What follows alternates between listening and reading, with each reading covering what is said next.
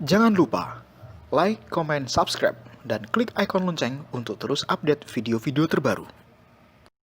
Assalamualaikum warahmatullahi wabarakatuh. Wahai sahabatku, semoga sahabatku dalam kondisi sehat walafiat di bawah lindungan dari Allah Subhanahu wa Ta'ala. Bahwa melakukan kritik terhadap penguasa atau melakukan kritik terhadap kebijakan yang tidak populer di masyarakat atau kebijakan yang menyebabkan masyarakat itu tidak terdampak positif misalnya, itu tidak hanya dilakukan dengan cara-cara yang sifatnya konvensional, tapi bisa dengan cara-cara yang sifatnya adalah lelucon. Cara-cara konvensional itu seperti apa? Misalnya dengan cara demonstrasi atau yang lain yang biasa dilakukan dalam jumlah massa yang banyak. Tetapi bisa juga melalui lelucon, sehingga dengan lelucon itu dia bisa mengekspresikan terhadap apa yang dia inginkan sebagai wujud perlawanan seseorang atas diskriminasi atau atas apapun yang menyebabkan dirinya disikapi tidak adil oleh orang lain.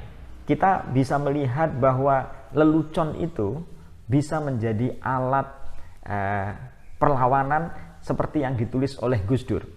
Gus Dur pada tahun 1981 di Tempo misalnya, tanggal 19 Desember 1981 pernah membuat sebuah tulisan. Tulisan itu berjudul Melawan Melalui Lelucon.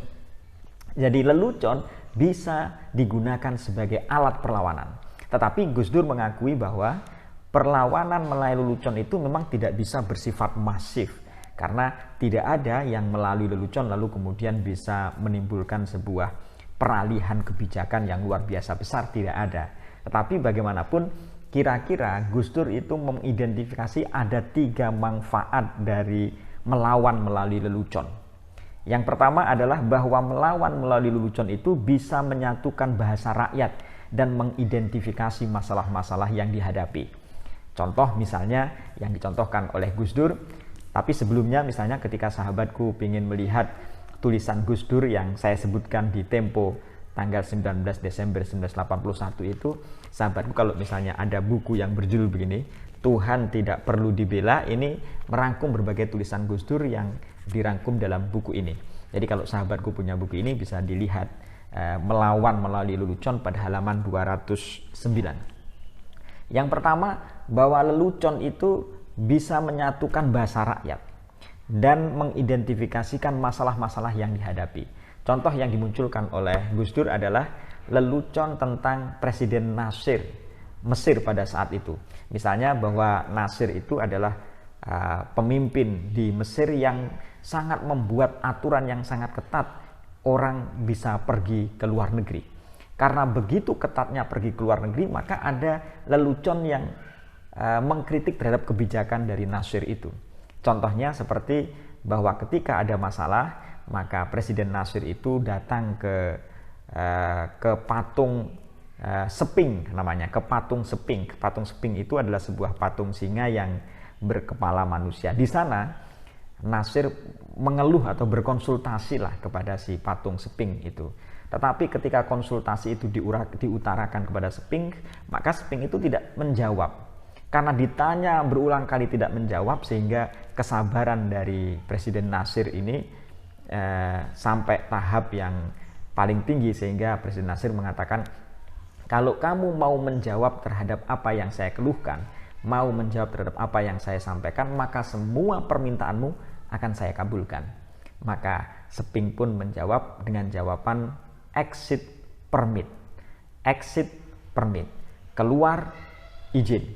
Keluar izin. Itu artinya guyonan ini ingin mengatakan bahwa patung Seping itu pun menyindir terhadap Nasir, kenapa kebijakanmu yang kalau misalnya orang mau pergi ke luar negeri, kenapa kamu begitu ketat menerapkan aturan? Harusnya tidak begitulah. Nah, itu namanya melawan melalui lelucon, sehingga ada bahasa rakyat dan mengidentifikasi masalah-masalah yang dihadapi oleh masyarakat.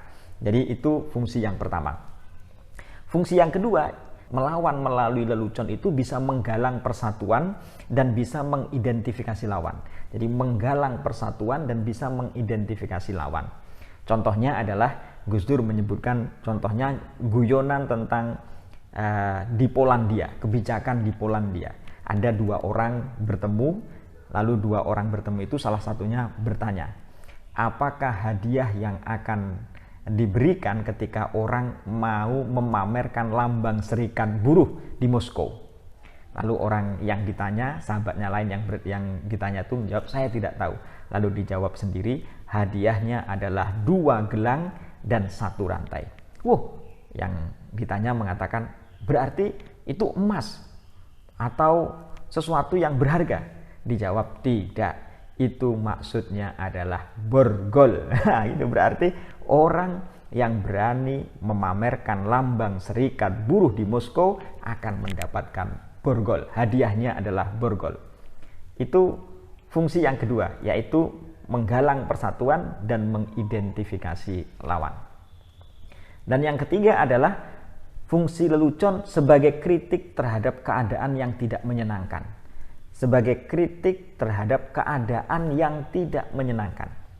Contohnya, Gus Dur membuat sebuah guyonan, ada seorang pejabat tinggi yang dia resah karena banyak orang itu berobat, kalau dia sakit gigi berobatnya ke Singapura.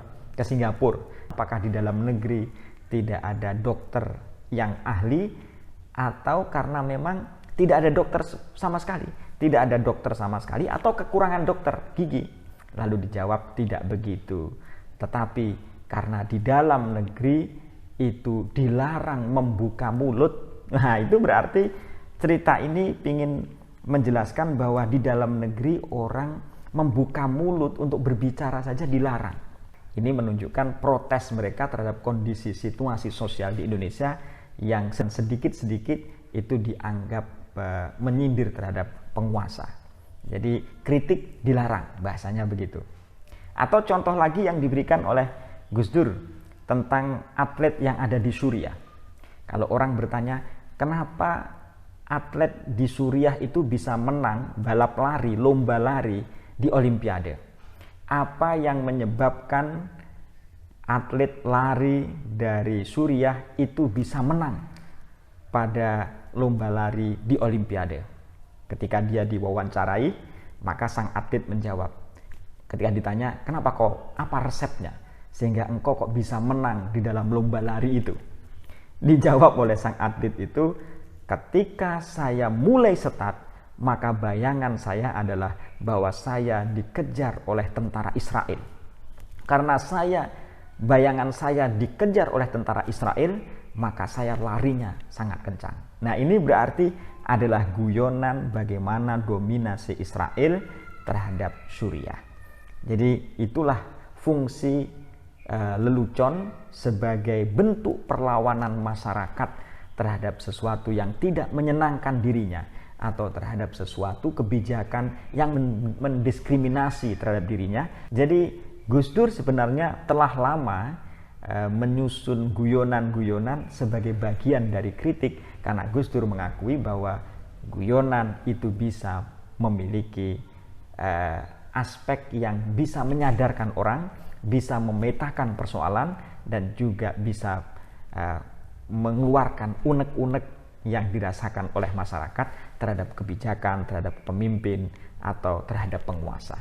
Jadi wahai sahabatku, kalau misalnya akhir-akhir ini rame orang memperbincangkan tentang guyonan Gus Dur yang kemudian jadi masalah, tetapi kemudian disadari, maka sesungguhnya itu memang kebiasaan Gus Dur, dan ini menunjukkan dari kecerdasan Gus Dur, salah satu kecerdasan guyonan yang bisa dijadikan sebagai alat untuk kritik sosial.